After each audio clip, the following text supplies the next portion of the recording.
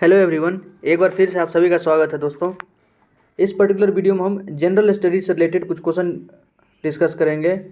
Okay, जिसमें हम solid liquid waste management से रिलेटेड भी कुछ क्वेश्चन जो इश्यूज वगैरह हुए हैं वो भी देखेंगे, और साथ साथ जनरल स्टडी में यूजुअली जो क्वेश्चन से पूछा जाता है वो सारे क्वेश्चन हम डिस्कस करेंगे। ओके, तो आइए स्टार्ट करते हैं दोस्तों जनरल स्टडी से रिलेटेड कुछ क्वेश्चन। देखिए, फर्स्ट है मंदी।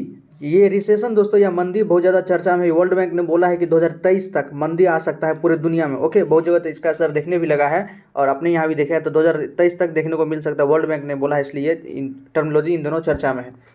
मंदी के दौरान निम्नलिखित में से कौन सा उपाय शुरू किया जाता है? देखिए, मंदी के दौरान कौन सा उपाय शुरू किया जाता है? तो करों में कटौती और सरकारी खर्च को बढ़ावा देना, करों में वृद्धि और सरकारी खर्च में कमी, कर दरों को स्थिर रखना और सरकारी खर्च बढ़ाना, टैक्स की दरों बढ़ाना और सरकारी खर्च को स्थिर रखना। तो जब रिसेशन आता है ना, उन दिनों क्या किया जाता है? करों में कटौती किया जाता है और सरकारी खर्च को बढ़ावा दिया जाता है। याद रखिएगा, करों में कटौती और सरकारी खर्च को बढ़ावा देना। आइए इसको और समझते हैं। मंदी को कम या नकारात्मक वास्तविक सकल घरेलू उत्पाद उत्पन्न वृद्धि की लंबी अवधि के रूप में वर्णित किया जाता है, जो बेरोजगारी दर में काफ़ी वृद्धि के साथ होता है। ऑलराइट, मंदी के प्रभाव। मंदी की विशेषता व्यावसायिक विफलताओं और अक्सर बैंक विफलताओं, उत्पादन में धीमी या नकारात्मक वृद्धि और बढ़ी हुई बेरोजगारी से होती है। मंदी के कारण होने वाली आर्थिक पीड़ा हालांकि अस्थायी है, एक अर्थव्यवस्था को बदलने वाले बड़े प्रभाव हो सकते हैं। यह अर्थव्यवस्था में संरचनात्मक बदलाव के कारण हो सकता है, क्योंकि कमजोर या अप्रचलित फर्म, उद्योग या प्रौद्योगिकियां विफल हो जाती है और बाहर हो जाती है। सरकार और मौद्रिक प्राधिकरण द्वारा नाटकीय नीति प्रतिक्रियाएं जो सचमुच व्यवसायों के नियमों को फिर से लिख सकती हैं, या व्यापक बेरोजगारी और आर्थिक संकट के परिणामस्वरूप सामाजिक और मंदी से उबरने के उपाय। ये देखिए, ये इंपॉर्टेंट है। जब अर्थव्यवस्था मंदी के दौर में संघर्ष कर रही हो तो सरकार करों में कम चार्ज करके स्थिति में मदद करने का प्रयास कर सकती है। मतलब टैक्स में थोड़ा टैक्स कम करती है और सरकार थोड़ा हेल्प करने की कोशिश करती है। ऑब्वियसली सभी के पास पैसा नहीं होता उन दिनों। एक और तरीका यह है कि सरकार मंदी के दौरान अर्थव्यवस्था को स्थिर रखने के लिए राजकोषीय नीति का उपयोग कर सकती है। सरकारी खरीद में वृद्धि करना है। सरकार घरेलू प्रदाताओं से सामान और सेवाएं खरीदने के लिए अधिक धन का उपयोग कर सकती है। अर्थव्यवस्था को बढ़ावा देने के लिए मंदी के दौरान करों की दर कम कर दी जाती है और सरकारी खर्च में वृद्धि की जाती है। इंपॉर्टेंट है कि करों की दर को जो मतलब टैक्स पर जो रेट है जो भी, उसको कम कर दिया जाता है और सरकारी खर्च को वृद्धि की जाती है। एक विस्तारवादी राजकोषीय नीति में सरकारी व्यय बढ़ाना या करों को कम करना शामिल है ताकि घाटा बढ़े, तुलना करके एक संकुचनकारी राजकोषीय नीति वापस कटौती करती है।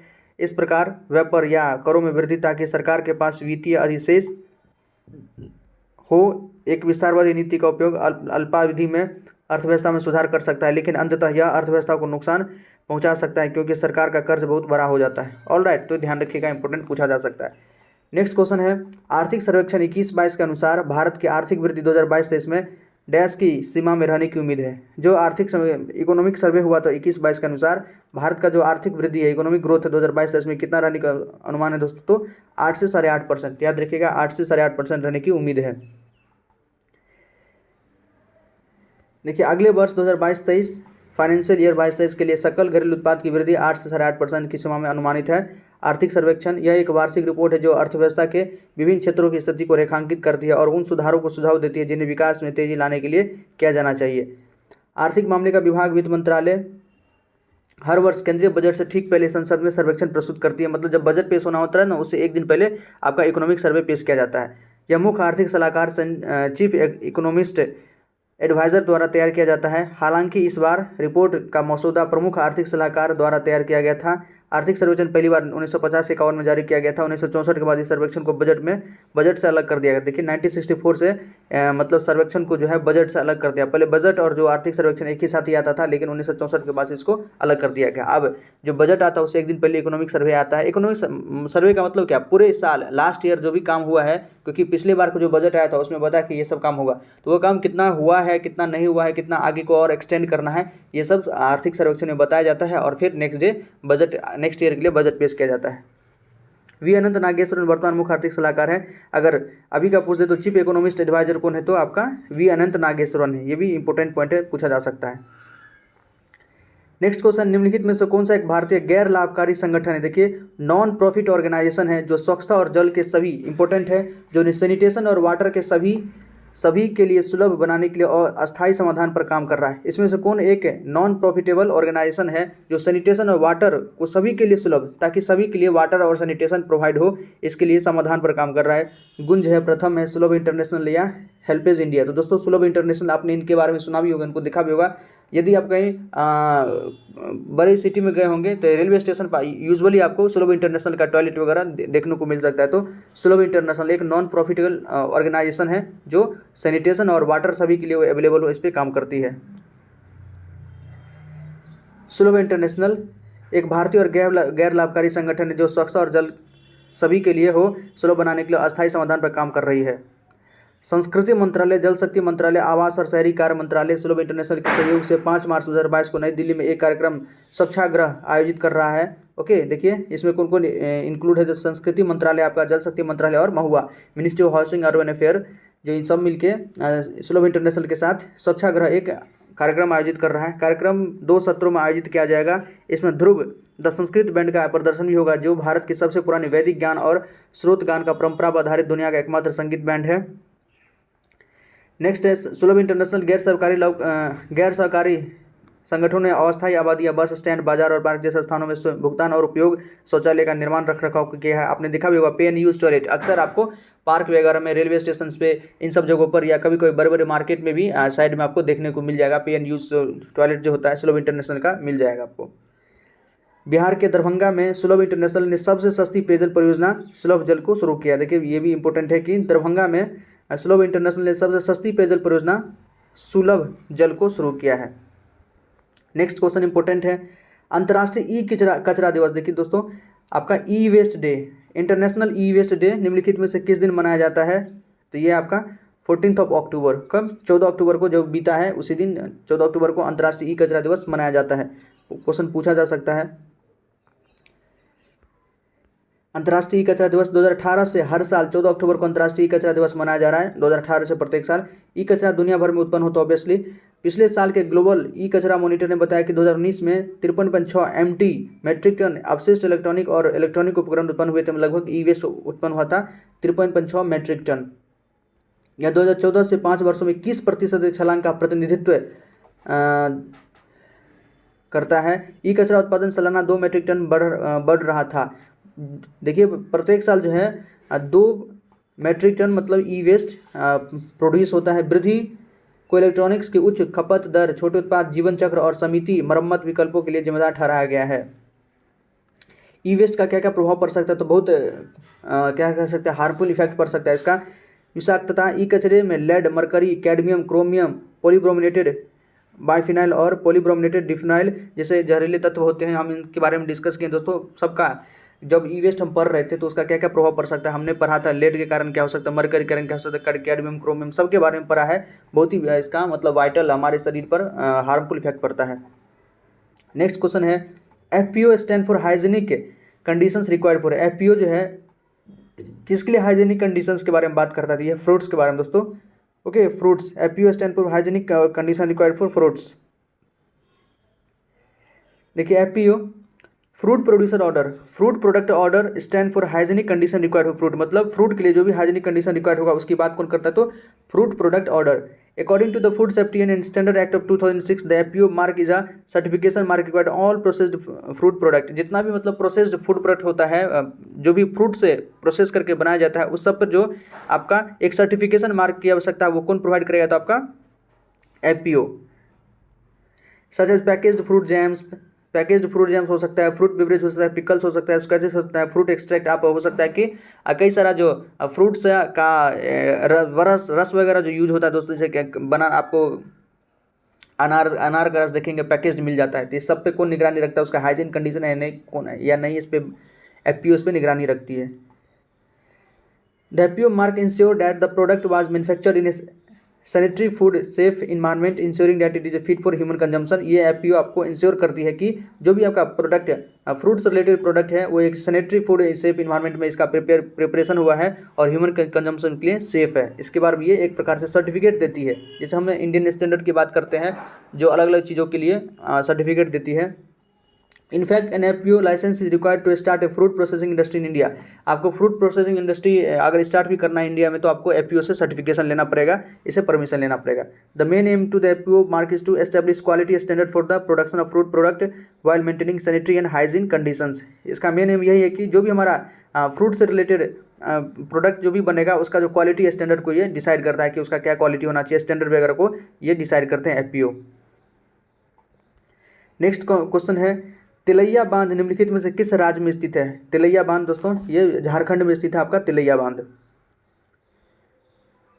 तिलैया बांध झारखंड में स्थित है। यह कोडरमा जिले में बराकर नदी पर दामोदर घाटी निगम द्वारा निर्मित पहला बांध और जल विद्युत संयंत्र का है। देखिए कोडरमा जिला में जो झारखंड का कोडरमा जिला है उसमें बराकर नदी पर दामोदर घाटी निगम द्वारा निर्मित पहला बांध और जल विद्युत शक्ति संयंत्र है।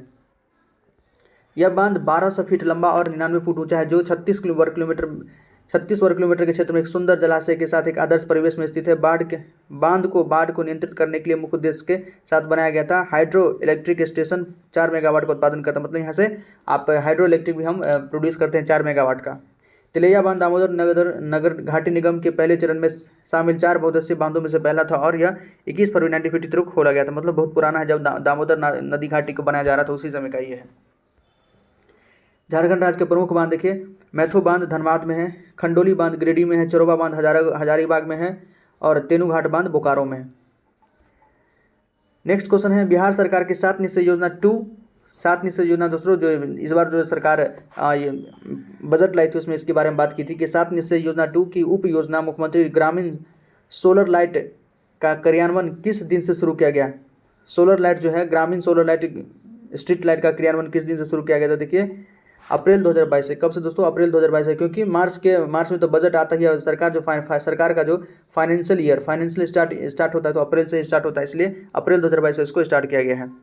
और वैसे ये लगाना कब से स्टार्ट हो गया? तो 15 सितंबर 2022 से जो मुख्यमंत्री ग्रामीण सोलर लाइट स्ट्रीट लाइट है दोस्तों, ये 15 सितंबर 2022 इसको लगाना शुरू हो गया है। टोटल 80 से 61 जो हमारा बिहार में पंचायत है वहाँ पर लगाया जाएगा, जिसमें कि 1,09,647 वार्ड है और इसमें लगभग 11 लाख आपका 77,080 स्ट्रीट लाइट लगाना है दोस्तों। याद रखिएगा 80 से 61 पंचायत है बिहार में टोटल, जिसमें से 1,09,647 वार्ड है और प्रत्येक वार्ड में सरकार ने बोला कि प्रत्येक वार्ड में 10 स्ट्रीट लाइट आपको लगाना है और इसके अतिरिक्त जो भी वहाँ पर सार्वजनिक पब्लिक प्लेस हो सकता है वहाँ पर 10 एक्स्ट्रा लगाना है। तो टोटल 11,77,080 इतना सोलर लाइट लगेगा आपके गाँव सब मिला के। देखिए मुख्यमंत्री ग्रामीण सोलर लाइट योजना मुख्यमंत्री 7 निश्चय योजना 2 के अंतर्गत आते हैं। मुख्यमंत्री सोलर लाइट स्ट्रीट लाइट योजना का क्रियान्वयन 15 अप्रैल 2022 से शुरू किया जाएगा। पायलट आधार पर सभी जिलों में कम से कम एक पंचायत में इन्हें शुरू किया जाएगा। सबसे पहले तो पायलट प्रोजेक्ट के रूप में इसको कुछ जिलों में शुरू किया जाएगा। इसके योजना के तहत गांव की सड़कों और अन्य महत्वपूर्ण स्थानों पर सोलर लाइट लगाई जाएगी। इस संबंध में सर्वेक्षण कराने की जिम्मेदारी प्रत्येक गाँव के मुखिया को दी गई थी। ओके, इसका जो सर्वेक्षण होगा मुखिया को दी गया है इसका जिम्मेवारी। इस सर्वे में गाँव को उन जगहों को चयन करने के लिए कहा गया जहाँ सोलर लाइट लगाई जाएगी। मुख्यमंत्री 7 निश्चय योजना 2 के अंतर्गत निम्नलिखित योजनाएं शामिल हैं। देखिए 7 निश्चय 2 के अंतर्गत कौन कौन सा योजना है? पहला है बिहार छात्र क्रेडिट कार्ड योजना जो स्टूडेंट क्रेडिट कार्ड होता है। देन है हर घर बिजली योजना, हर घर तक पक्की गली नालियाँ। नेक्स्ट है अवसर बढ़े आगे बढ़े और हर घर नल जल योजना। ये भी आपका बिहार का जो मुख्यमंत्री 7 निश्चय योजना 2 के अंतर्गत ये सारी बातें हैं।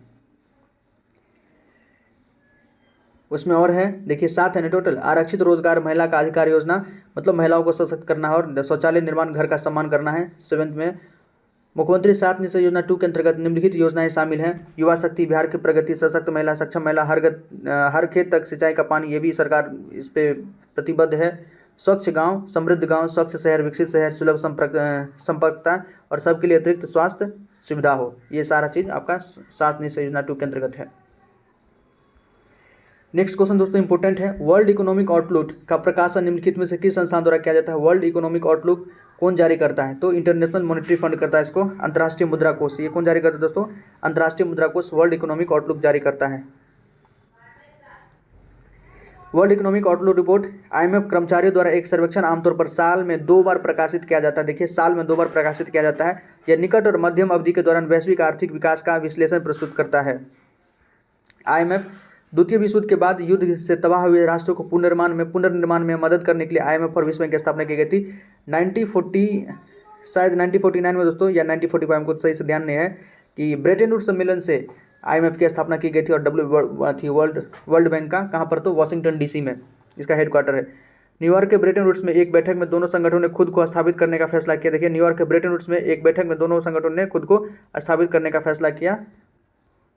परिणाम स्वरूप इन्हें ब्रेटन वुड्स दुर्वा के रूप में भी जाना जाता है, मतलब इसको सिस्टर्स ऑर्गेनाइजेशन के रूप में भी आपका आईएमएफ और वर्ल्ड बैंक को जाना जाता है। आईएमएफ की लगभग वैश्विक सदस्यता बनाने वाले 189 राष्ट्र इसके प्रभावी और उनके लिए जिम्मेदार हैं। आईएमएफ की स्थापना 1945 में, देखिए दोस्तों एकदम लिखा हुआ है, इसकी स्थापना 1945 में हुई थी। ओके, ब्रेटन वुड्स सम्मेलन से, जो ब्रेटन वुड्स सम्मेलन न्यूयॉर्क में हुआ था, उसी से इसकी स्थापना 1945 में आईएमएफ और वर्ल्ड बैंक दोनों की स्थापना हुई थी। और इसका हेडक्वार्टर वाशिंगटन डीसी में, याद रखिएगा क्वेश्चन पूछा जाता है हेडक्वार्टर से। नेक्स्ट क्वेश्चन है Polycrack technology, very very important question है दोस्तों। Polycrack technology sometimes news related to, news में ये कभी कभी आता है, इसका क्या काम है, तो waste to energy conversion technology, wireless communication technology, solar power production technology या वाटर कंजर्वेशन टेक्नोलॉजी। तो पॉलीक्रैक टेक्नोलॉजी दोस्तों हमारा है कि वेस्ट से हम जो भी वेस्ट है हमारा, वेस्ट से हम एनर्जी किस प्रकार से प्रोड्यूस करें, इसके बारे में हमको कौन बताता है, तो पॉलीक्रैक टेक्नोलॉजी से हम वेस्ट टू एनर्जी कन्वर्जन के बारे में बात करते हैं। ऑलराइट, तो वेस्ट टू एनर्जी।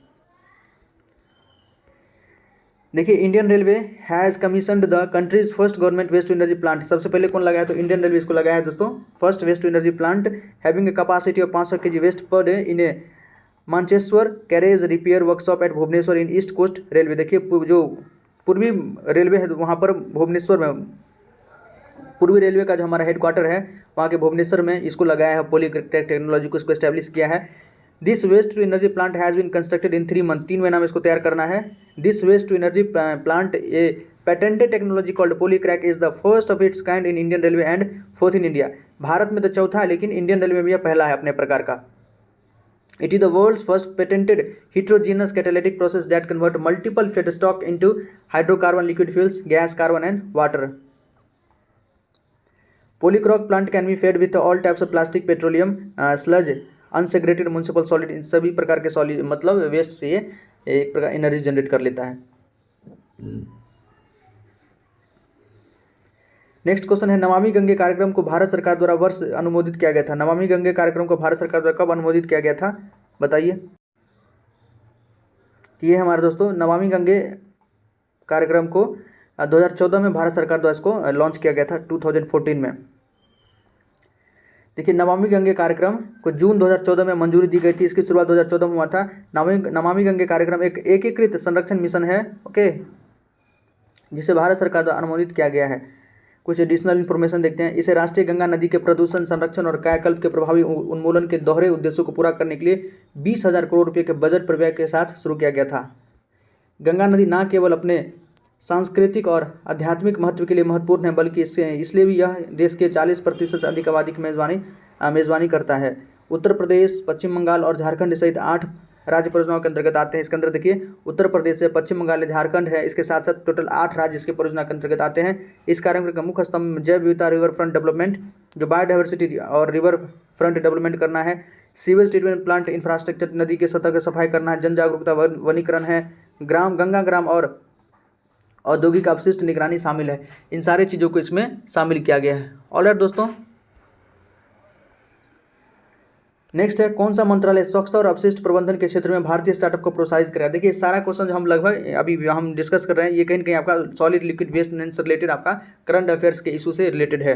ओके, कौन सा मंत्रालय स्वच्छता और अपशिष्ट प्रबंधन के क्षेत्र में भारतीय स्टार्टअप को प्रोत्साहित करेगा। देखिए आपका सैनिटेशन और जो वेस्ट मैनेजमेंट के क्षेत्र में स्टार्टअप को कौन प्रमोट करेगा, तो आपका ग्रामीण विकास मंत्रालय या जल शक्ति मंत्रालय, पर्यावरण और वन जलवायु मंत्रालय या आवास और शहरी मामलों के मंत्रालय, मतलब महुआ मिनिस्ट्री। तो 4th ऑप्शन हमारा करेक्ट है, आवास और शहरी मामलों के मंत्रालय। देखिए ministry of housing and urban affair स्वच्छता और अपशिष्ट प्रबंधन के क्षेत्र में स्टार्टअप को प्रोत्साहन करेगा। आपका सैनिटेशन और जो वेस्ट मैनेजमेंट के क्षेत्र में स्टार्टअप को ये प्रमोट करेगा। स्वच्छता स्टार्टअप चैलेंज के माध्यम से 30 स्टार्टअप की पहचान की गई है। महुआ 20 सितंबर 22 को नई दिल्ली में अंबेडकर इंटरनेशनल सेंटर में आयोजित होने वाला एक सम्मेलन में 30 स्टार्टअप को सम्मानित करेगा। देखिए 20 सितंबर को लगभग 3 स्टार्टअप को सम्मानित करेंगे। दिन भर चलने वाला कॉन्क्लेव स्टार्टअप के लिए अनुभव और ज्ञान हासिल करने और सीखने का एक मंच भी होगा, जो उन्हें अंतरिक्ष में अपना रास्ता खोजने की मदद करेगा और सफलतापूर्वक अपने समाधानों के बड़े पैमाने पर ले जाएगा। कुछ शहरी स्थानीय निकाय जमीनी स्तर पर विशिष्ट चुनौतियों को उजागर करने और चुनौतियों के अभिनव समाधान खोजने के लिए स्टार्टअप को प्रेरित करने के लिए रिवर्स पिच भी संलग्न होंगे।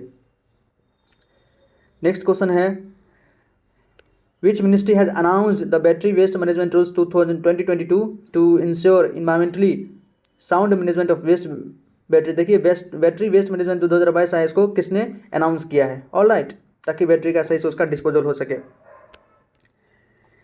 Ministry of environment forest and climate change या ministry of chemical fertiliser, ministry of commerce industry तो मिनिस्ट्री ऑफ आयुष। तो इसको कौन करता है दोस्तों? जो हमारा पर्यावरण मंत्रालय होते हैं, ministry of environment forest and climate change. Bhupendra Patel हमारे पर्यावरण मंत्री हैं, तो याद रखिएगा। The Ministry of Environment, Forest and Climate Change, Government of India published the Battery Waste Management Rules 2022 on August 24। देखिए 24 अगस्त को ये लॉन्च हुआ है दोस्तों। 22 to ensure environmentally sound management waste battery, ताकि जो वेस्ट बैटरी है उसका हम सही से मैनेजमेंट कर सकें। The notification of these rules is in fact a transformational step towards implementation of the announcement made by Prime Minister Narendra Modi in his address to the nation on Independence Day 15 August 2022 is keys to give serious boost to a circular economy. The new rules will be actually replace the battery waste management 2001। इस question को हम पहले भी देखे थे कि ये जो नया रूल्स आया है ये किसको रिप्लेस करके आया था? 2001 को रिप्लेस करके 2022 में ये रूल आया है। ओके, नेक्स्ट क्वेश्चन है, which of the following institutions are involve in the management of e waste in India? Bharat में ई वेस्ट को मैनेजमेंट करने के लिए कौन कौन सा संस्थान है या कौन कौन सा इंस्टीट्यूशन आपको बताना है। फर्स्ट है ministry of environment and forest climate change, बिल्कुल है, इन्वायरमेंट मिनिस्ट्री का काम है। सेंट्रल पोल्यूशन कंट्रोल बोर्ड, इसका भी काम है। Director general of foreign trade, इसका भी काम है। Port authorities and customs authorities या स्टेट पोल्यूशन कंट्रोल बोर्ड, इसमें से कौन कौन है आपको दोस्तों? सॉरी, जो आपका institution involve in the management e waste in India,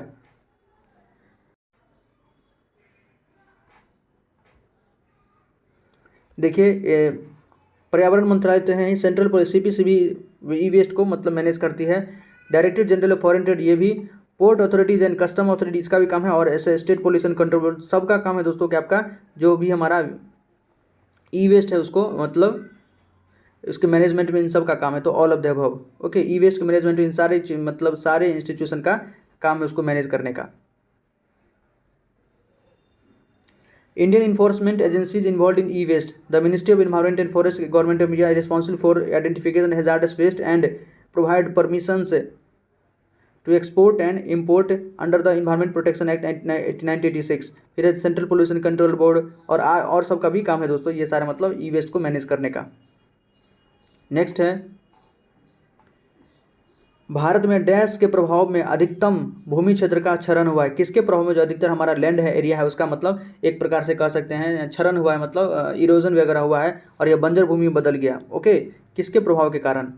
वायु का तेज बहाव के कारण? बिल्कुल नहीं, उससे नहीं हो सकता है। खनन, औद्योगिक अपशिष्ट, जल भराव और सतही तालाब या जल अपरदन। तो मैक्सिमम जो हमारा जो अधिकतर लैंड एरिया है जिसका मतलब क्षरण हुआ है वो किसके कारण? तो आपका वाटर इरोजन दोस्तों। वाटर के कारण जो इरोजन होता है, आप जानते हैं बाढ़ आती है तो बहुत सारा हमारा जो है खेतों से जो उसका जो ऊपर का मिट्टी होता है, जो टॉप सॉइल होता है, जो फर्टाइल होता है, उसका इरोजन हो जाता है। तो जल के अपरदन के कारण और उसके कारण जो हमारा फील्ड है, खेत है, वो क्या हो जाता है? तो एक प्रकार से बंजर भूमि हो जाता है।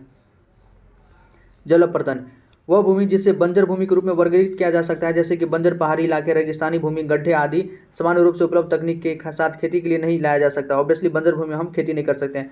यदि भूमि को 5 साल से अधिक समय तक बिना खेती के छोड़ दिया जाता है तो इस कृषि योग्य बंजर भूमि के रूप में वर्गीकृत किया जा सकता है।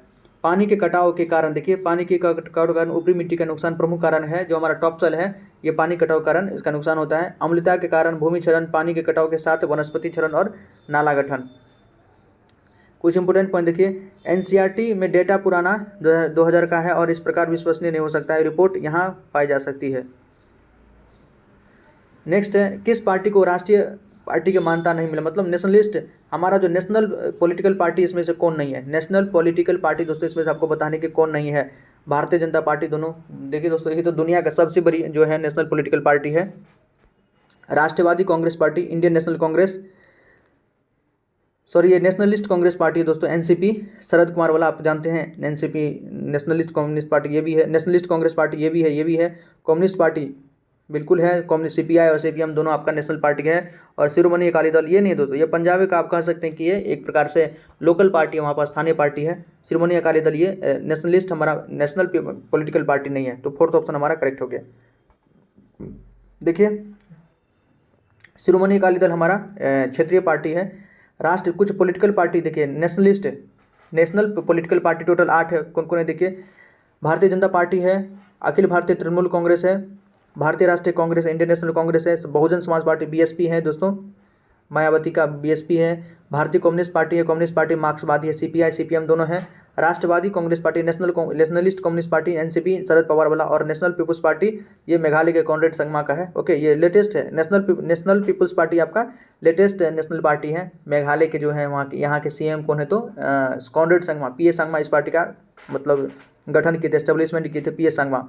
ओके तो नेशनल पीपुल्स पार्टी ये भी है। तो टोटल 8 हमारे पास नेशनल पीपुल पार्टी है, राष्ट्रीय राजनीतिक दल है। ओके राष्ट्रीय पार्टी चुनाव आयोग द्वारा एक मान्यता प्राप्त राजनीतिक दल है जिसमें लोकसभा चुनाव के लिए या 4 या अधिक राज्यों में डाले गए कुल वोटों का कम से कम 6% अंक प्राप्त हो। आम चुनाव में कम से कम 4 राज्यों की सीटों के बराबर या लोकसभा सीटों की कुल संख्या का 2% जीते। नेक्स्ट है पृथ्वी के पपरी में, पृथ्वी के पपरी मतलब क्रस्ट में दूसरे सबसे प्रचुर मात्रा में धातु कौन सा है। देखिए क्रस्ट में, अर्थ के क्रस्ट में दूसरी सेकंड मतलब तो मैक्सिमम मेटल कौन पाया जाता है, उसके बाद सेकंड मैक्सिमम मेटल कौन पाया जाता है वो आपको बताना है। तो देखिए दोस्तों आपने पढ़ा होगा सबसे ज़्यादा कौन है तो ऑक्सीजन है, फिर सिलिकॉन है, फिर एल्यूमिनियम है, फिर आयरन है। देखिए ये दोनों तो हमारा ये तो सिलिकॉन तो आपका सेमीकंडक्टर है, कह सकते हैं इसको सेमीकंडक्टर, मेटल नॉन मेटल दोनों का कैरेक्टरिस्टिक्स है इसमें। ऑक्सीजन हमारा नॉन मेटल है, और एल्यूमिनियम और आयरन हम एल्यूमिनियम हमारा कौन है मेटल है दोस्तों, आयरन भी हमारा मेटल है। तो यही मेटल में अगर सबसे ज़्यादा पूछे तो एल्यूमिनियम, और सेकंड लार्जेस्ट पूछे तो आपका आयरन है। ओके तो सेकंड नंबर पर सबसे ज़्यादा कौन पाया था अर्थ क्रस्ट में तो आपका आयरन है। ठीक है लोहा, तो हमारा आंसर क्या जाएगा लोहा आयरन। देखिए लोहा पृथ्वी के पपरी में दूसरी सबसे अधिक प्रचलित धातु है, सबसे मतलब मैक्सिमम एबंडेंट अगर कोई हमारा मेटल है तो आपका लोहा है। याद रखिएगा मेटल के बारे में पूछा है इसलिए आंसर लोहा गया है। पृथ्वी के पपरी में लगभग 5% लोहा मौजूद है, यह सबसे व्यापक रूप से इस्तेमाल की जाने वाली धातु है। यह आधुनिक तकनीकों द्वारा निकाला जाता है जो धमन भट्टी का उपयोग करती है। ओके हम कई सारे मतलब जो मेटलर्जी का प्रोसेस है ये सब, यह एक चमकदार नमनीय लचीला चांदी घूसर रंग का होता है। यह 1536 डिग्री सेल्सियस पर पिघलता है और 2861 पर उबलता है। आयरन देखिए दोस्तों 1536 डिग्री सेल्सियस पर जब पिघल जाएगा और 2861 डिग्री सेल्सियस दी जाए दोस्तों ये आयरन उबलने लगेगा। एल्यूमिनियम पृथ्वी की पपरी में 8% सबसे प्रचुर मात्रा में पाया जाने वाला धातु है। अगर धातु की सबसे ज़्यादा मैक्सिमम कौन सा परसेंटेज धातु मिलता है तो मेटल का तो आपका एल्यूमिनियम है। यह सबसे व्यापक रूप से इस्तेमाल किया जाने वाला अलो धातु है, नॉन फेरस मेटल है ये हमारा कौन आपका एल्यूमिनियम। नेक्स्ट क्वेश्चन है निम्नलिखित में से बिहार के निम्नलिखित में से किस जिले में भारत के पहले इथेनॉल संयंत्र का उद्घाटन हाल ही में मुख्यमंत्री नीतीश कुमार ने किया। देखिए भारत के पहले इथेनॉल संयंत्र तो इथेनॉल प्लांट आप जानते हैं ना, बायो यहाँ से बायोफ्यूल बनेगा। ओके बायोफ्यूल या बायो पेट्रोल डीजल इससे बनेगा दोस्तों। तो भारत के पहले इथेनॉल संयंत्र का उद्घाटन हाल ही में मुख्यमंत्री नीतीश कुमार ने कहाँ पर किया है तो आप सबने पढ़ा भी होगा पूर्णिया में दोस्तों, कहाँ पर पूर्णिया में। ऑलराइट बिहार के मुख्यमंत्री नीतीश कुमार द्वारा बिहार के पूर्णिया जिले में भारत के पहले इथेनॉल संयंत्र का उद्घाटन किया गया। इस इथेनॉल उत्पादन में पेट्रोल की लागत कम करने और राज्य में रोजगार के नए अवसर पैदा करने में मदद मिलेगी। एक निजी निवेशक द्वारा स्थापित 105 करोड़ रुपये के संयंत्र केंद्र सरकार द्वारा बिहार सरकार की इथेनॉल 105 करोड़ रुपये इसमें खर्च होगा। उत्पादन और संवर्धन नीति 2021 को मंजूरी देने के साथ विकसित किया जा रहा है। जीरो वेस्ट डिस्चार्ज का उपयोग कर नवीनतम तकनीक के स्थापित इथेनॉल संयंत्र 15 एकड़ में बनाया गया है और प्रतिदिन 130 टन चावल की भूसी और 150 टन मक्का या चावल किसानों से खरीदती थी। यह देश का पहला अनाज आधारित इथेनॉल संयंत्र, मतलब आपको जो ग्रेन से अनाज से यहाँ पर पेट्रोल बनेगा दोस्तों एक प्रकार से। और अब पेट्रोल और डीजल के साथ 20% इथेनॉल मिलाया जा सकता है। ओके पेट्रोल डीजल में हम 20% इथेनॉल भी ऐड कर सकते हैं। तेल विपणन कंपनी जो है ने प्रतिदिन 1080 किलो लीटर को स्वीकृत क्षमता वाले 17 इकाइयों के साथ एक समझौते पर हस्ताक्षर किए हैं। इथेनॉल को विशेष रूप से राज्य और पड़ोसी पश्चिम बंगाल और झारखंड के इंडियन ऑयल, भारत पेट्रोलियम और हिंदुस्तान पेट्रोलियम को बेचा जाएगा, जिसके लिए ओएमसी के साथ 10 साल का खरीद समझौता किया है। और इसी प्रकार का कुछ दोस्तों जो होम मिनिस्टर अमित शाह जी हैं, ये भी इंपॉर्टेंट क्वेश्चन है कि होम मिनिस्टर अमित शाह जी हैं वो कहाँ पर, तो सूरत में, गुजरात के सूरत में, याद रखिएगा सूरत में आपका क्रिबिको जो है बायो इथेनॉल प्लांट है, बायो इथेनॉल प्लांट है दोस्तों क्रिबिको, गुजरात के हजीरा, सूरत हजीरा में इसको लॉन्च किया है। याद रखिएगा कृषक भारती कोऑपरेटिव लिमिटेड जो बायो इथेनॉल परियोजना है उसको अमित शाह जी ने लॉन्च किया है। कहाँ पर, तो सूरत हजीरा गुजरात में। नेक्स्ट है 1922-23 में मुंगेर में किसान सभा का आयोजन किसने किया था। 1922-23 में किसान सभा का दोस्तों मुंगेर में आयोजन किसने किया था, तो जुबेर अंसारी, हमने इसके बारे में, मोहम्मद जुबेर, हमने इसके बारे में पढ़ा भी था दोस्तों, जो लास्ट हम जनरल स्टडी का क्वेश्चन किया उसमें। देखिए थोड़ा बहुत दिक्कत इसलिए प्रॉब्लम करता है क्योंकि सहजानंद सरस्वती भी बिहार किसान प्रांतीय किसान सभा का आयोजन किए थे और मुंगेर में जुबेर किए थे, तो थोड़ा इसलिए कन्फ्यूजन हो जाता है। 1922 में मुंगेर में मोहम्मद जुबेर और श्रीकृष्ण सिंह द्वारा किसान सभा का आयोजन किया गया था। मुंगेर बिहार के एक जिला है। यह किसानों की शिकायतों पर चर्चा करने के लिए आयोजित किया गया था क्योंकि वे जमींदारी शासन के अधीन थे और उनकी जमीन पर पूरा अधिकार नहीं था। एक इम्पोर्टेंट देखिए वो 1922 का था दोस्तों। दूसरा है 1929 में सहजानंद सरस्वती ने बिहार प्रांतीय किसान सभा का गठन किया, ये भी देखिए इंपॉर्टेंट है। 1929 में सहजानंद सरस्वती जो थे उन्होंने बिहार प्रांतीय किसान सभा का गठन किया था, ये भी क्वेश्चन पूछा जा सकता है, प्रांतीय बिहार किसान सभा का 1929 में। और नेक्स्ट है अगस्त 1936 में जारी किसान घोषणा पत्र में जमींदारी प्रथा को समाप्त करने और ग्रामीण ऋणों को रद्द करने की मांग की गई थी।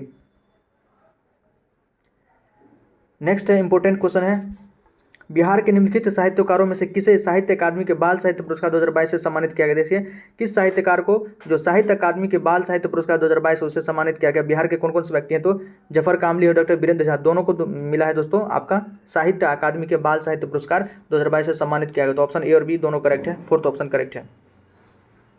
देखिए साहित्य अकादमी ने घोषणा की कि 22 विभिन्न भाषाओं के लेखकों को बाल साहित्य पुरस्कार 22 से सम्मानित किया गया है और 23 भाषाओं के लेखकों को 24 अगस्त 22 को युवा साहित्य पुरस्कार दिया गया है। इसमें बिहार के 2 साहित्यकार आपका जफर कामली और डॉक्टर वीरेंद्र झा शामिल हैं। बिहार के सिवान जिले के जफर कामली कहाँ के, तो सिवान जिले के दोस्तों 2022 में प्रकाशित बच्चों की कविता संग्रह हौसले की उड़ान की उर्दू भाषा में इनका जो कविता है हौसलों की उड़ान उसके लिए इनको मिला है। और वीरेंद्र झा उनके मैथिली बाल कथा संग्रह उड़ानछू के लिए घोषित किया। देखिए और वीरेंद्र झा को उनके मैथिली जो बाल कथा है उड़ानछू के लिए उनको सम्मानित किया गया है। ऑलराइट, नेक्स्ट क्वेश्चन है नीति आयोग स्वास्थ्य सूचकांक 2021 में बिहार का रैंक क्या है। क्वेश्चन अक्सर पूछा जाता है कि नीति आयोग जो भी रिपोर्ट जारी करती है तो नीति आयोग स्वास्थ्य सूचकांक जो हमारा हेल्थ इंडेक्स 2021 में बिहार का रैंक क्या था, तो 18वां था दोस्तों, याद रखिएगा 18th 18वां। नीति आयोग स्वास्थ्य सूचकांक 2021 में बिहार का देखिए 27 दिसंबर 2021 को सरकार प्रबुद्ध मंडल नीति आयोग ने 19-20 के लिए अपने स्वास्थ्य सूचकांक का चौथा संस्करण जारी किया, जिसमें समग्र स्वास्थ्य प्रदर्शन के आधार पर राज्यों की रैंकिंग की गई। इसने बड़े राज्यों में समग्र स्वास्थ्य प्रदर्शन के मामले में बिहार 18वें स्थान पर रहा है, ओके, और केरल टॉप पर रहा है। इसके अलावा नीति आयोग दोस्तों कई सारा और रिपोर्ट जारी की है, जैसे हम बात करते हैं इंडियन इनोवेशन इंडेक्स, ये नीति आयोग लागू किया दोस्तों, जारी किया हाल ही फिलहाल में। इसमें याद रखिएगा एक तो याद रखिए टॉप पर कौन था, तो टॉप पर आपका कर्नाटका है और बिहार का रैंक है, तो बिहार का रैंक है इंडियन इनोवेशन इंडेक्स में बिहार का रैंक आपका 15। तो India innovation index NITI Aayog ने जारी किया था, इसमें टॉप पर है आपका कर्नाटका है और बिहार का रैंक 15वां है, याद रखिएगा। नेक्स्ट दूसरा हम बताते हैं आपको नेशनल फूड सिक्योरिटी एक्ट दोस्तों, ये पीयूष गोयल जी जारी किए थे हाल ही में। इसमें टॉप पर कौन है, तो इसमें उड़ीसा है, सबसे टॉप पर उड़ीसा है और बिहार का रैंक इसमें 7वां है। नेशनल फूड सिक्योरिटी एक्ट में पूछ सकता है तो बिहार का रैंक कितना है, तो 7वां है और टॉप पर कौन है, तो उड़ीसा है। इससे पहले हम बात की थी इंडिया इनोवेशन इंडेक्स में दोस्तों, इंडिया इनोवेशन इंडेक्स में टॉप पर कर्नाटका और बिहार का रैंक 15वां था, और नेशनल फूड सिक्योरिटी एक्ट में बिहार का रैंक 7 है और टॉप पर इसमें उड़ीसा है। और एक एमएसएमई अवार्ड भी हाल ही फिलहाल में दिया गया था, ओके। इसमें आपका टॉप पर कौन, तो टॉप अवार्ड पर या आप कह सकते हैं कि फर्स्ट रैंक पर कौन था, उड़ीसा था, और सेकंड पर बिहार आया था। बिहार का रैंक एमएसएमई अवार्ड, बिहार को सेकंड एमएसएमई अवार्ड दिया गया था इस बार, ओके। ये कुछ अवार्ड था जो आपको इस बार दिया गया है। National food security act, India innovation act याद रखिएगा, बिहार का रैंक 15वां है और एनएफएसए में 7th रैंक है, एमएसएमई अवार्ड में 2nd रैंक है। ये क्वेश्चन थोड़ा बहुत पूछा जा सकता है। और हेल्थ सूचकांक हमने हेल्थ इंडेक्स देखा तो उसमें 18वां रैंक था। देखिए बिहार उद्यमता सम्मेलन जो बिहार एंटरप्रेन्योरशिप कॉन्क्लेव हुआ था 2021 में, बिहार विभूति सम्मान से किसे सम्मानित किया गया है? तो ये आपका रोहित कुमार को बिहार विभूति सम्मान 2021 से सम्मानित किया गया था। मीडिया ट्रेंड्स के संस्थापक रोहित कुमार को बिहार उद्यमिता सम्मेलन 2021 में बिहार विभूति सम्मान से सम्मानित किया गया है। यह कार्यक्रम एनडीएमसी कन्वेंशन सेंटर नई दिल्ली में आयोजित किया गया था और लेट्स इंस्पायर बिहार द्वारा आयोजित किया गया था। देखिए ये क्वेश्चन पूछा जा सकता है कि किसके संस्थापक है? तो मीडिया ट्रेंड्स के संस्थापक कौन है? तो आपका जो रोहित कुमार है दोस्तों, मीडिया ट्रेंड्स के संस्थापक रोहित कुमार है। ऑलराइट, इन्हीं को ये बिहार विभूति सम्मान मिला है। युवा उद्यमी ने वरिष्ठ आईपीएस अधिकारी और विशेष गृह सचिव गृह विभाग बिहार सरकार से पुरस्कार प्राप्त किया। रोहित अपने मार्केटिंग वेंचर मीडिया ट्रेंड्स के माध्यम से, देखिए इसका कहें तो मीडिया ट्रेंड्स है इसका जो कंपनी है, के माध्यम से वैश्विक आर्थिक संकट के बीच बाजार में प्रासंगिक बने रहने में मदद करने के लिए स्टार्टअप्स के साथ मिलकर काम कर रहे हैं। ऑलराइट, नेक्स्ट क्वेश्चन इंपॉर्टेंट है। निम्नलिखित में से कौन सा सही सुमेलित है? आपको कहीं ना कहीं ये सॉलिड वेस्ट मैनेजमेंट से रिलेटेड क्वेश्चन भी है उसी से। देखिए बेसल कन्वेंशन दोस्तों, इसके बारे में हमने शॉर्ट्स के माध्यम से भी आपको प्रोवाइड कराया है कि 1989 में इस पर बहुत सारा कंट्री ने इस पर साइन किया था और 1992 से ये लागू है। ऑलराइट, पूरे कंट्री में ये 1992 से लागू है। बेसल कन्वेंशन किस पे बात करता है? तो जो खतरनाक कचरा जो हमारा हैजार्डस वेस्ट उसके हस्तांतरण के ट्रांसफर से बहुत सारा जो डेवलप्ड कंट्री है वो क्या करता है, अपने हैजार्डस वेस्ट को खुद के यहाँ डंप नहीं करता है, दूसरे कंट्री में जो लेस डेवलपिंग कंट्री है ओके वहाँ पर जाके डंप करता है, तो उसके हस्तांतरण को लेकर ये कंट्रोल करता है। ये सही है। मॉन्ट्रियल प्रोटोकॉल ओजोन का जो ओजोन परत का संरक्षण है दोस्तों, उसके लिए 16 सितंबर 1987 को ये कहाँ पर मॉन्ट्रियल कनाडा का एक शहर है दोस्तों, वहाँ पर एक उससे रिलेटेड एक प्रोटोकॉल हुआ था ताकि हम ओजोन को किस प्रकार से कंजर्व कर सके। ये भी सही है। क्योटो प्रोटोकॉल जलवायु परिवर्तन, बिल्कुल क्लाइमेट चेंज पे बात करता है 1995 में दोस्तों। क्योटो क्या है? तो जापान का एक जगह है क्योटो। ओके, यहाँ पर इसके बारे में जलवायु क्लाइमेट चेंज को लेकर इस पर बात किया गया था। और इन द लास्ट है रामसर कन्वेंशन दोस्तों 2 फरवरी 1971 को ईरान में एक शहर है रामसर, ईरान में एक शहरी का नाम है रामसर दोस्तों। ओके, तो ईरान इस बार चर्चा में है महिसा अमीनी की मौत को लेकर, तो ईरान से हो सकता है रामसर कन्वेंशन से क्वेश्चन पूछ दे, तो याद रखिएगा रामसर कन्वेंशन 2 फरवरी 1971 को ईरान का एक शहर है रामसर, वहाँ पर रामसर कन्वेंशन हुआ था। ये किसको लेकर बात करता है दोस्तों? तो इसका जो संबंध है ये वेटलैंड को लेकर है, जो हमारा वेटलैंड है आर्द्र भूमि को लेकर है, उससे रिलेटेड ये क्वेश्चन उससे रिलेटेड है। ये हमारा गलत हो गया। भूजल प्रदूषण के बारे में ये बात नहीं करता है। हमसे पूछा है कौन सही सुमेलित नहीं है, तो 4th ऑप्शन हमारा सही सुमेलित नहीं है। ओके, यूपीएससी में इस बार क्वेश्चन पूछा गया था दोस्तों, कुछ वेटलैंड आपको दिया था, उसके हमको मैच करना था कि कौन कहाँ पर है। जैसे एक पूछा था होकेरा वेटलैंड कहाँ, होकेरा आर्द्र भूमि कहाँ, तो यह है जम्मू कश्मीर में। ऑलराइट, और दूसरा था रेणुका वेटलैंड कहाँ है, तो ये आपका हिमाचल प्रदेश में है। रुद्रसागर झील कहाँ पर है, जिसको वेटलैंड घोषित किया है, तो रुद्रसागर है आपका त्रिपुरा में है। और एक पूछा था सस्तम कोटा झील कहाँ है, तो यह है केरल में। देखिए यूपीएससी में क्वेश्चन पूछा गया था दोस्तों, होकेरा आर्द्रभूमि कहाँ है, तो जम्मू कश्मीर में। रेणुका आर्द्रभूमि कहाँ है, तो आपका हिमाचल प्रदेश में है। रुद्रसागर झील कहाँ पर है, तो ये आपका त्रिपुरा में है। और सस्तम कोटा झील कहाँ पर है, तो केरल में है। ये वेटलैंड से रिलेटेड क्वेश्चन पूछा जाता था। और कोई भी ऐसा एग्जाम ना हो जिसमें वेटलैंड से रिलेटेड क्वेश्चन ना पूछा जाए, ऐसा कोई एग्जाम है ही नहीं। वेटलैंड बहुत ज़्यादा चर्चा में है और इन दिनों दोस्तों भारत में टोटल 75 वेटलैंड हो चुका है। ओके,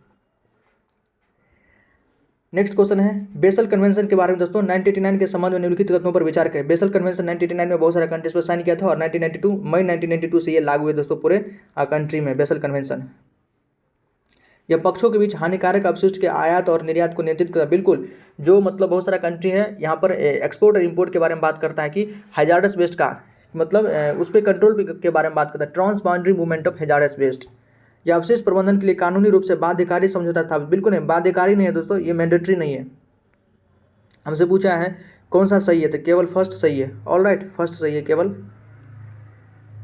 देखिए 1980 के दशक में अफ्रीका और अन्य भागों में खोज के बाद एक सार्वजनिक आक्रोश के जवाब में खतरनाक अपशिष्ट और उनके निपटान के पारदेशीय संचलन के नियंत्रण पर बेसल के सम्मेलन 2022 1989 को बेसल स्विट्जरलैंड में एक जगह है, कहाँ बेसल जगह है आपका स्विट्जरलैंड में, उसके प्लेनीपोटेंटियरीज के सम्मेलन द्वारा अपनाया गया था।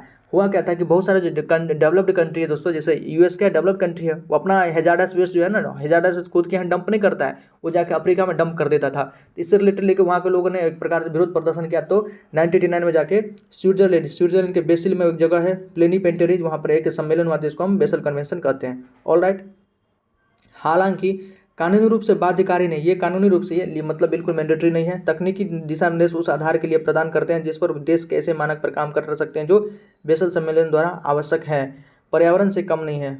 इन दिशा निर्देशों का उद्देश्य विकासशील देशों की सहायता करना है, विशेष रूप से खतरनाक और अन्य अपशिष्टों के पर्यावरणीय प्रभाव के ध्वनि प्रबंधन को सुनिश्चित करने में। ऑलराइट, नेक्स्ट क्वेश्चन है सीमा सड़क संगठन बॉर्डर रोड ऑर्गेनाइजेशन की स्थापना कब की गई थी?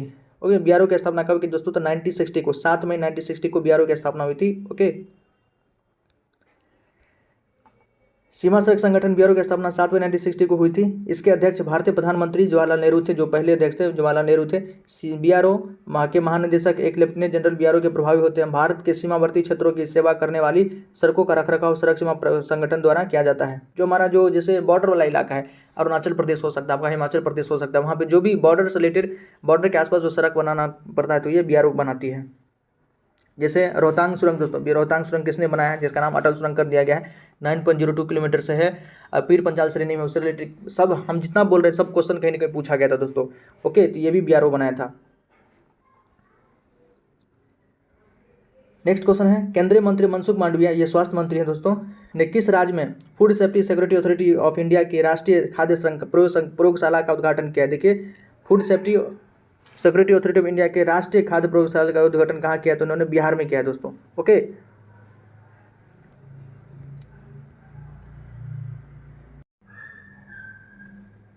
देखिए, सेंट्रल मिनिस्टर मनसुख मांडविया ने 5 जून 2022 को बिहार के रक्सौल में food safety security authority of India FSSAI के राष्ट्रीय खाद्य प्रयोगशाला का उद्घाटन किया है। कहाँ पर? तो बिहार के रक्सौल में राष्ट्रीय खाद्य प्रयोगशाला, याद रखिएगा, नेशनल जो हमारा फूड लेबोरेटरीज है, नेशनल फूड लेबोरेटरीज का उद्घाटन किया है। कहाँ पर? रक्सौल में। नेपाल से रक्सौल कहाँ है? तो शायद पूर्वी चंपारण में है। नेपाल से रक्सौल लाए गए आयातित खाद्य नमूने के परीक्षण के लिए लगने वाले समय को कम करने के लिए भारत नेपाल द्विपक्षीय समझौते के तहत इस प्रयोगशाला की स्थापना की गई है। जो भी नेपाल से कुछ इंपोर्ट किया जाता है, हमारा जो फूड प्रोडक्ट हो सकता है इंपोर्ट किया जाता है, तो उसका एक प्रकार से ऑब्वियसली चेकिंग होगा। अगर दूसरे कंट्री से आ रहा है तो उसका चेकिंग किया जाता है, उसके स्थापना उसके लिए ये यहाँ पर स्थापना की गई है। इससे पहले सभी आयातित नमूने को जांच के लिए राष्ट्रीय खाद्य प्रयोगशाला कोलकाता भेजा जाता था। इससे पहले अगर ये नहीं था तो सारी चीज़ों को कोलकाता भेजा जाता था। अब चूंकि नेपाल पूर्वी चंपारण का रक्सौल के तो आस ही पास है, बिल्कुल रक्सौल जो आपका नेपाल के बॉर्डर पे ही है, रक्सौल और वीरगंज नेपाल के बॉर्डर पे ही है, तो वहाँ से जो भी हमारा फूड प्रोडक्ट इंपोर्ट किया जाता है तो उसके जांच के लिए हम आसानी से वहाँ पर जांच कर सकते हैं। नहीं तो पहले कोलकाता भेजा जाता था, बहुत दूर। तो राष्ट्रीय खाद्य प्रयोगशाला याद रखिएगा, जो हमारा नेशनल फूड लेबोरेटरीज का उद्घाटन किया गया है मनसुख मांडविया जी के द्वारा, वहाँ पर रक्सौल में। भारतीय खाद्य सुरक्षा और मानक प्राधिकरण जो आपका food safety security authority of India Bharat सरकार के स्वास्थ्य और परिवार कल्याण मंत्रालय के तहत, देखिए, स्वास्थ्य और परिवार कल्याण मंत्रालय के तहत एक संविधानिक न्याय है। FSSAI की स्थापना खाद्य सुरक्षा और मानक अधिनियम 2006 के तहत, इसका एक्ट कौन है? तो 2006 का एक्ट है दोस्तों, जो भारत में खाद्य सुरक्षा और विनियमन से संबंधित एक समेकित निकाय है। FSSAI की स्थापना हुई थी 2011 में। 2011 में इसकी स्थापना हुई थी, लेकिन एक्ट कौन सा है इसके लिए? इसके लिए जो एक्ट है हमारा 2006 का एक्ट है। याद रखिएगा, दोनों अलग अलग चीज़ है। 2006 के एक्ट से इसकी स्थापना हुई थी, लेकिन स्थापना हुआ कब? 2011 में। मुख्य हेडक्वार्टर कहाँ? तो नई दिल्ली में है, और अध्यक्ष इसकी श्री राजेश भूषण है। और ये किस मिनिस्ट्री के अंदर आता है? तो आपका स्वास्थ्य मंत्रालय के अंदर, जो स्वास्थ्य और परिवार कल्याण मंत्रालय है, भारत सरकार के स्वास्थ्य और परिवार कल्याण मंत्रालय, उसके अंतर्गत आता है food safety security authority of India. Raxaul में इसका खोला गया है, बिहार में, national food laboratories. Next question है निम्नलिखित में से बिहार का कौन सा स्थान राष्ट्रीय जलमार्ग 1 का हिस्सा नहीं है? इसमें से कौन सा ऐसा नेशनल राष्ट्रीय जलमार्ग 1 नेशनल वाटरवेज जो हमारा फर्स्ट है, नेशनल वाटरवेज फर्स्ट का इसमें से कौन हिस्सा नहीं है? देखिए, नेशनल वाटरवेज फर्स्ट दोस्तों ये गंगा नदी पर बनाया गया। कहाँ से? प्रयागराज से हल्दिया तक। प्रयागराज इलाहाबाद से ये हल्दिया तक है। हल्दिया मतलब वहाँ आपका पश्चिम बंगाल तक है। तो इसमें से कौन एक शामिल नहीं है? तो खगड़िया इसका हिस्सा नहीं दोस्तों। पटना बिल्कुल है, बक्सर है, भागलपुर है, ये तीनों इसका हिस्सा है आपका नेशनल वाटरवेज का, लेकिन खगड़िया नहीं है। ऑलराइट, राष्ट्रीय जलमार्ग 1 या गंगा भागीरथ हुगली नदी प्रणाली भारत में स्थित और उत्तर प्रदेश के प्रयाग में, पश्चिम बंगाल और हल्दिया तक, बिहार में बक्सर, पटना और भागलपुर होते हुए यह मार्ग गंगा नदी से जाता है। ऑलराइट, नेक्स्ट क्वेश्चन इंपॉर्टेंट है दोस्तों। पोर्ट ब्लेयर निम्नलिखित में से किस द्वीप पर अवस्थित है? पोर्ट ब्लेयर आपका जो है अंडमान निकोबार की जो राजधानी पोर्ट ब्लेयर, वह किस द्वीप पर स्थित है? देखिए, जो हमारा अंडमान है दोस्तों, अंडमान को लगभग 4 भाग में बांटा गया है। ओके,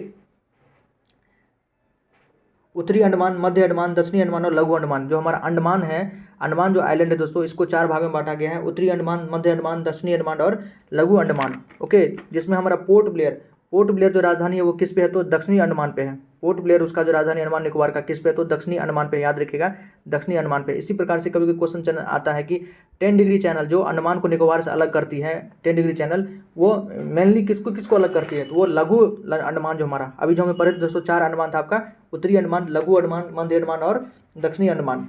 उत्तरी अंडमान, मध्य अंडमान, दक्षिण, उत्तरी, मध्य और दक्षिणी अंडमान और लघु अंडमान। तो लघु अंडमान को वो किससे, कार निकोबार से, लघु अंडमान को कार निकोबार से अलग करते कौन, 10 डिग्री चैनल। जो 10 डिग्री चैनल है लघु अंडमान को कार निकोबार से अलग करती है, ये भी ध्यान रखिएगा। सही उत्तर दक्षिणी अंडमान है। पोर्ट ब्लेयर दक्षिणी अंडमान के द्वीप के पहाड़ी दक्षिण पूर्वी अंडमान समुद्री तट पर अवस्थित है। यह बंगाल की खाड़ी में अवस्थित अंडमान और निकोबार द्वीप समूह का राजधानी है। ओके, नेक्स्ट क्वेश्चन है, पहली भारत गौरव पर्यटन ट्रेन को 21 जून 2022 को दिल्ली से रवाना किया गया था।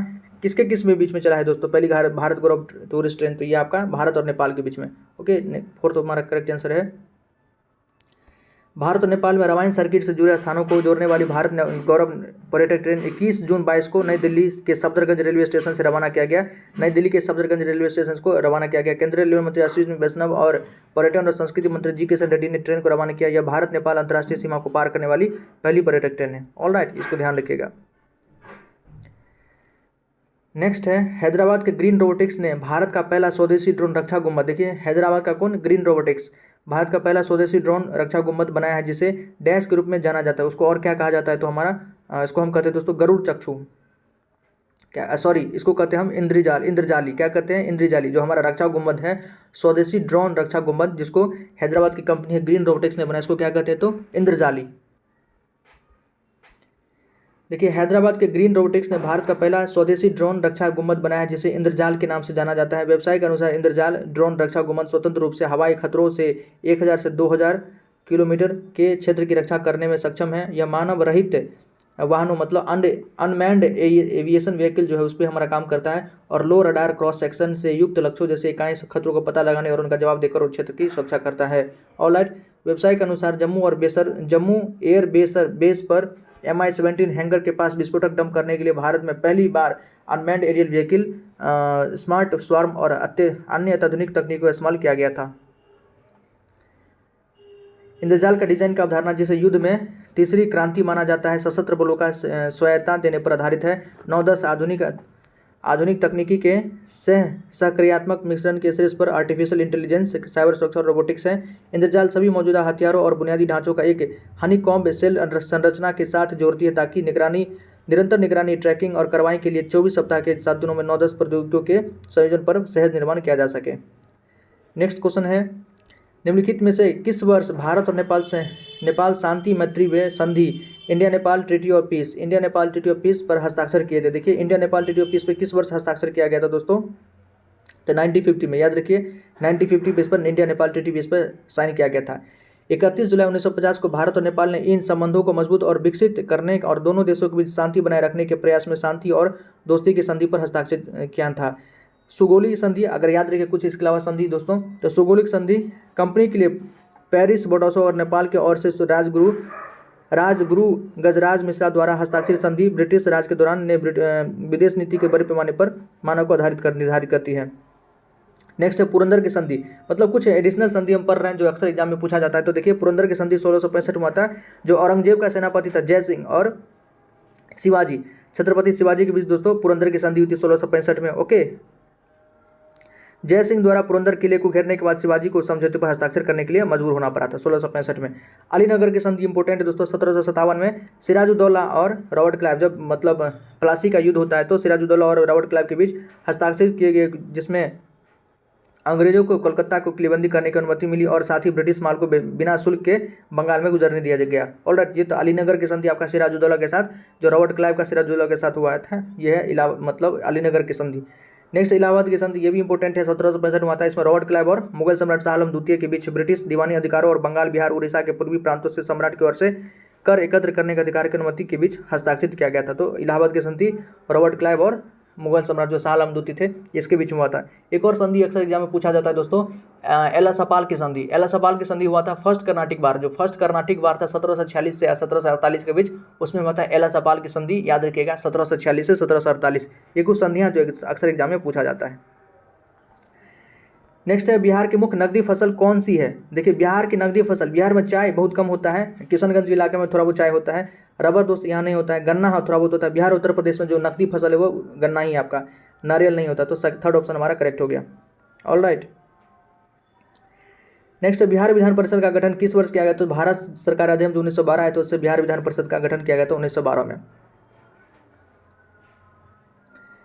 नेक्स्ट है आज़ाद दस्ता और लाल सेना किससे संबंधित है। आज़ाद दस्ता और लाल सेना दोस्तों ये जो भारत छोड़ो आंदोलन था आपका 1942 वाला भारत छोड़ो आंदोलन, ओके, उसमें जो भूमिगत आंदोलन की थी आज़ाद दस्ता और लाल सेना, ये उसमें बहुत ज़्यादा सक्रिय थे। याद रखिए थर्ड ऑप्शन हमारा करेक्ट है, भूमिगत आंदोलन से। ये इंपॉर्टेंट क्वेश्चन दोस्तों, अमर जवान ज्योति लॉ को डैश से राष्ट्रीय युद्ध स्मारक में स्थानांतरित कर दिया गया, मतलब उसको नेशनल वॉर मेमोरियल में जाके ट्रांसफर कर दिया गया है। किसको, तो आपका इंडिया गेट से, इंडिया गेट पर जो था अमर जवान ज्योति, उसको जाके नेशनल वॉर मेमोरियल में जाके दोनों को मिला दिया गया है। तो इंडिया गेट, देखिए इंडिया गेट पर जो था अमर जवान ज्योति लॉ को 2 जनवरी 2022 को नई दिल्ली में राष्ट्रीय युद्ध स्मारक लॉ के साथ विलय कर दिया गया। सर्वोच्च बलिदान देने वाले ब्रिटिश भारत के 70,000 सैनिकों को सम्मानित करने के लिए 1931 में इंडिया गेट का अनावरण किया गया था। देखिए इंडिया गेट का इनाग्रेशन कब हुआ था, तो 1931 में। अमर जवान ज्योति का स्थापना 1972 में थी। अमर जवान ज्योति बना हुआ 1972 में। जो भारत पाकिस्तान का युद्ध हुआ था 1971 में, इंदिरा गांधी जी इसका उद्घाटन किए थे। भारत पाकिस्तान पर भारत की जीत के प्रतीक है, जिसमें परिणाम स्वरूप बांग्लादेश का निर्माण हुआ था। नेक्स्ट है इंडिया गेट परिसर में बने राष्ट्रीय युद्ध स्मारक। देखिए इंडिया गेट के परिसर में बना नेशनल वॉर मेमोरियल, इसका उद्घाटन 2019 में मोदी जी किए थे। ओके, अमर जवान ज्योति के विलय के समारोह की अध्यक्षता एकीकृत रक्षा स्टाफ के प्रमुख बलभद्र राधाकृष्ण की। इंडिया गेट पर अंकित नाम कुछ शहीदों के हैं जिन्होंने प्रथम विश्व युद्ध और आंग्ल अफगान युद्ध में अंग्रेजों के लिए लड़ाई लड़ी थी 1971। उसके पहले के बाद के युद्धों सहित सभी युद्धों के सभी भारतीय शहीदों का नाम राष्ट्रीय युद्ध स्मारक में रखे गए हैं। इंडिया गेट का मतलब इनॉग्रेशन का बात तो 1931 में याद रखें। इंडिया गेट 1931 में, अमर जवान ज्योति 1972 में भारत पाकिस्तान युद्ध के बाद, और नेशनल वॉर मेमोरियल तो मोदी जी के समय में 2019 में बनाया गया है। ये इंपॉर्टेंट क्वेश्चन है दोस्तों, पूरी तरह से प्लास्टिक कचरे से बनी दुनिया की पहली पाल नाव। देखिए दुनिया की पहली पाल नाव का उद्देश्य महासागरों में प्लास्टिक प्रदूषण के बारे में लोगों को जागरूक करना है। प्लास्टिक कचरे से बनी दुनिया की पहली पाल नाव, प्लास्टिक कचरे दोस्तों, इसलिए बहुत ज़्यादा इंपॉर्टेंट हो जाता है। उसका नाम क्या है, तो फ्लिप फ्लॉपी। देखिए इसका नाम है फ्लिप फ्लॉपी। दोस्तों इसका नाम है, सॉरी ये डी हमारा नाम है फ्लिप फ्लॉपी। दुनिया के मतलब प्लास्टिक कचरे से बनी दुनिया की पहली नाव है, जिसका उद्देश्य क्या है, तो मतलब महासागरों में प्लास्टिक प्रदूषण के बारे में लोगों को जागरूक करना है। फ्लिप फ्लॉपी पूरी तरह से प्लास्टिक कचरे से बनी दुनिया की पहली पाल नाव है, जिसका उद्देश्य महासागरों में प्लास्टिक प्रदूषण के बारे में लोगों को जागरूक करना है। फ्लिप फ्लॉप केन्याई तट पर समुद्र तटों और कस्बों से एकत्र किए गए थे। फ्लिप फ्लॉप जो है केन्याई तट, आपका केन्या के तट पर समुद्र तटों से एकत्रित किए गए थे। फ्लिप फ्लॉप परियोजना एक सकारात्मक अफ्रीकी प्लास्टिक क्रांति है। फ्लिप फ्लॉप एक केन्याई समुदाय द्वारा निर्मित नाव है, जिसे पुनः चक्रित समुद्री प्लास्टिक और फ्लिप फ्लॉप से बनाया गया है। देखिए एक प्रकार से तो जो रिसाइकल्ड प्लास्टिक है, रिसाइकल जो मरीन प्लास्टिक होता है उससे, और जो फ्लिप फ्लॉप से बनाया गया है। जिस परियोजना के द्वारा प्लास्टिक क्रांति का आह्वान किया गया, इसके द्वारा एकल उपयोग वाले प्लास्टिक के खतरे के बारे में जागरूकता बढ़ाना। जो सिंगल यूज प्लास्टिक का जो हमारा डिजास्टर हो सकता है, उससे क्या क्या प्रभाव पड़ सकता है, तो उसके बारे में एक बस अवेयरनेस फैलाना है, जिसमें 12 मिलियन टन प्लास्टिक हर साल समुद्र में बहा दिया जाता है, ना कि उसका पुनः उपयोग कर उनका चक्रण किया जाता है। All right. देखिए अफ्रीका वह महाद्वीप है जिसने प्लास्टिक की थैलियों के उपयोग और उत्पादन के खिलाफ सबसे अधिक राष्ट्रीय उपाय किए हैं। सबसे ज़्यादा अगर कोई राष्ट्रीय उपाय किया है तो प्लास्टिक को लेकर तो अफ्रीका है। इसके 24 देशों ने प्लास्टिक की थैलियां पर पूर्ण या आंशिक परिवर्तन के पक्ष में मतदान किया है। 54 में से 24 देश, मतलब या तो पूरी तरह से या पार्शियल प्लास्टिक का हम यूज़ न करेंगे या उसको प्रोहिबिट करेंगे, इस पर उन्होंने वोटिंग किया है। 2018 तक इनमें से 58% देशों ने इन प्रतिबंधों को लागू कर दिया है। हालांकि कई देशों के व्यवहार में इन प्रतिबंधों का पालन करने की बड़ी कठिनाई हो रही है। ऑब्वियसली उसका कोई हमारे पास अल्टरनेटिव है नहीं, तो थोड़ा बहुत तो परेशानी तो होता ही है। नेक्स्ट क्वेश्चन है, निम्नलिखित में से किसने पटना शहर को अजीमाबाद नाम दिया है। पटना शहर का दोस्तों नाम पहले अजीमाबाद भी था, कुछ दिनों तक रहा था, अभी भी अजीमा तो शहर है ही। इसका नाम किसने दिया था, तो ये था आपका औरंगजेब का पोता था अजीम उल शान, उसी के द्वारा दिया गया है। ठीक है, अजीम उस शान। औरंगजेब के पोते प्रिंस अजीम उस शान ने 1703 में पटना का गवर्नर नियुक्त किया गया था। अजीम उस शान को पटना का गवर्नर नियुक्त किया गया 1703 में। यह राजकुमार अजीम उस शान ने जिन्होंने पटना को एक खूबसूरत शहर में बदलने की कोशिश की थी, और उन्होंने इसे अजीमाबाद नाम दिया था। याद रखिएगा, अजीम उस शान। वन संरक्षण अधिनियम जो हमारा फॉरेस्ट कंजर्वेशन एक्ट है कब अधिनियमित किया गया था? तो 1980 में दोस्तों, फॉरेस्ट कंजर्वेशन एक्ट 1980 में, 1980 में। ऑल राइट, 25 अक्टूबर 1980 को इसको अधिनियमित किया गया था। इसके अलावा हमारा वन संरक्षण जो फॉरेस्ट कंजर्वेशन, वन्य जीवन संरक्षण, okay, world wild life conservation act, wild life conservation कब आया था? 1972 में आया है। और जल प्रदूषण वाला आपको पता होगा, water prevention and control pollution act कब है? तो ये हमारा 1974 का है। और air pollution prevention and control act ये हमारा 1981 का है। All right,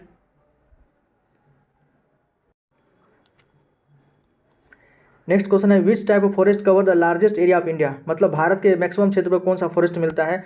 tropical semi evergreen, tropical evergreen, alpine forest या ट्रॉपिकल डिसाइडेड फॉरेस्ट। दो जो हमारे मैक्सिमम एरिया पे मिलता है दोस्तों भारत में, आपका उष्णकटिबंधीय पर्णपाती वन। कौन है? उष्णकटिबंधीय पर्णपाती one, tropical decided forest. All right, important question है, राष्ट्रीय स्वच्छ Ganga mission, national mission for clean Ganga के महानिदेशक कौन है? तो जी अशोक कुमार। ये भी क्वेश्चन पूछा जा सकता है कि national mission for clean Ganga के महानिदेशक कौन है? तो आपका जी अशोक कुमार है। ने सिंगापुर अंतर्राष्ट्रीय जल सम्मेलन 2022 जो हुआ था, ओके, इसमें आभासी रूप से, वर्चुअली रूप से भाग लिया था।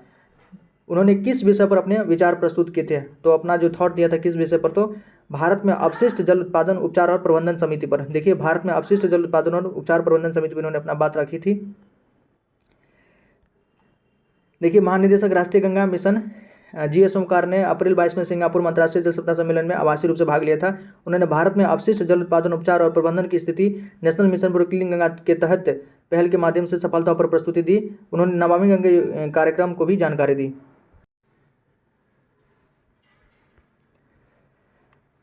जल जीवन शक्ति मिशन, जल जीवन मिशन की परिकल्पना ग्रामीण भारत के सभी घरों में 2024 तक व्यक्तिगत घरेलू जल कनेक्शन के माध्यम से सुरक्षित और पर्याप्त पेयजल उपलब्ध कराने के लिए की गई है। इसकी शुरुआत 15 अगस्त 2019 को हुई थी। मोदी जी मतलब लाल किला के प्राचीर से इसके बारे में बोले थे। हर घर जल मिशन 2024 तक इसका लक्ष्य है कि उसको सभी को 2024 तक हर घर नल जल प्रोवाइड करा देना है। नमामि गंगे दोस्तों, ये इंपॉर्टेंट है कि गंगा नदी को साफ करने का राष्ट्रीय मिशन है। इसकी शुरुआत 2014 में हुई थी। जून 2014 में नमामि गंगे के स्टार्ट हुआ था। गंगा को साफ करने का एक प्रकार का राष्ट्रीय मिशन है। तो ये कुछ इंपॉर्टेंट दोस्तों, बहुत इंपॉर्टेंट क्वेश्चन था, आपने देखा भी होगा, हम डिस्कस किए हैं। जीएस से रिलेटेड एक क्वेश्चन हो सकता है कि पूछा जा सके, या ऑब्वियसली इसी बेस्ड पर कुछ ना कुछ आपका क्वेश्चन मिल जाएगा एग्जाम में। ओके, तो प्लीज़ इस वीडियो को लाइक कर दीजिए। कोई क्वेरी हो तो कमेंट सेक्शन में पूछ सकते हैं। बहुत बहुत धन्यवाद दोस्तों। जय हिंद।